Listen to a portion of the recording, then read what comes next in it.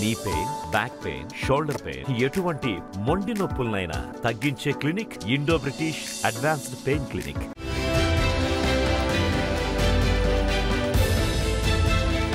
పొడవైన పెట్టె, శరీరం అంతా అందులో, తల మాత్రమే బయట. ఇలా ఏకంగా 72 ఏళ్లు గడిపాడు అమెరికాకు చెందిన పాల్ అలెగ్జాండర్. ఇంత సుదీర్ఘకాలం అలా ఉన్నవారెవరూ ప్రపంచంలోనే లేరు. పాల్ కు 6 ఏళ్ల వయసులోనే పోలియో వచ్చింది. కాళ్ళు, చేతులు, ఊపిరితిత్తులు చచ్చుబడ్డాయి. తల, మెడ, నోరు మాత్రమే కదిలేవి. శ్వాస తీసుకోలేకపోవడంతో వైద్యులు ఈ ఐరన్ లంగ్ లో పెట్టి సంరక్షించారు. కొంచెం సేపు సొంతంగా శ్వాస తీసుకునేలా నేర్చుకున్నప్పటికీ అలెగ్జాండర్ దాదాపు జీవితాంతం అందులోనే గడిపారు. ఆ పెట్టె ఇప్పటికీ వెంటిలేటర్, ఐసీయూల రూపకల్పనకు దారితీసింది. 4 రోజుల క్రితం పాల్ అలెగ్జాండర్ మరణించడంతో మరోసారి ఈ ఐరన్ పెట్టె గురించి చర్చ మొదలైంది.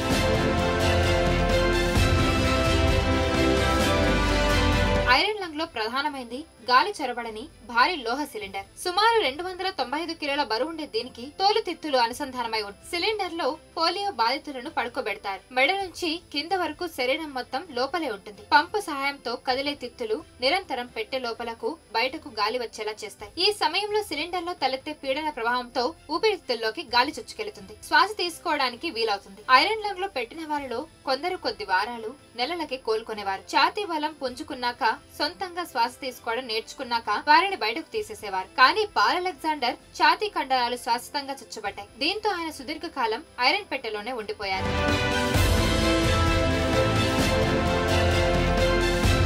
పాల్ అలెగ్జాండర్ జీవితాంతం ఐరన్ లంగ్ లో ఉండిపోయినప్పటికీ చదువులో ముందుండేవారు. చిన్నప్పుడు పోలియో బారిన పడ్డాక 18 నెలలు ఆసుపత్రిలో గడిపారు. ట్రక్కు సహాయంతో ఆయనను ఐరన్ లంగ్ తో పాటు ఇంటికి చేర్చారు. ఫిజియోథెరపిస్ట్, సంరక్షకుల సహాయంతో కాసేపు సొంతంగా శ్వాస తీసుకోవడం నేర్చుకున్నారు. ఓపెన్ స్కూల్ విధానంలో చదువుకున్నారు. నోట్స్ రాసుకోవడం సాధ్యం కాదు కాబట్టి ఆయా విషయాలను జ్ఞాపకం చేసేవారు. డల్లాస్ హై స్కూల్లో 21 ఏళ్ల వయసులో ఉన్నత విద్య పూర్తి చేశారు. ఇలా ఆ స్కూల్లో హాజరు కాకుండా ఉన్నత విద్య పూర్తి చేసిన తొలి వ్యక్తిగా చరిత్రకు ఎక్కారు. అనంతరం సదరన్ మెథడిస్ట్ యూనివర్సిటీ నుంచి స్కాలర్షిప్ అందుకున్నారు. ఆస్టిన్ లోని యూనివర్సిటీ ఆఫ్ టెక్సాస్ లో చేరి 1978లో డిగ్రీ సాధించారు. అక్కడితోనే ఆగిపోలేదు. ఆ తర్వాత న్యాయ విద్యను అభ్యసించారు. ఆస్టిన్ ట్రేడ్ స్కూళ్లలో కోర్టు స్టెనోగ్రాఫర్లకు న్యాయ పరిభాష ఇన్స్ట్రక్టర్ గా పనిచేశారు. అంతేకాదు, శరీరాన్ని నిలువుగా ఉంచే ప్రత్యేక వీల్ చైర్ లో కోర్టుకు హాజరై కేసులు వాదించారు. అత్యంత ఎక్కువ కాలం ఐరన్ లంగ్ లో గడిపిన వ్యక్తిగా గిన్నెస్ రికార్డును అందుకున్నారు.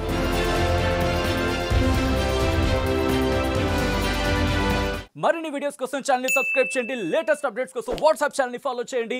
అండ్ లింక్ డిస్క్రిప్షన్ లో ఉంది.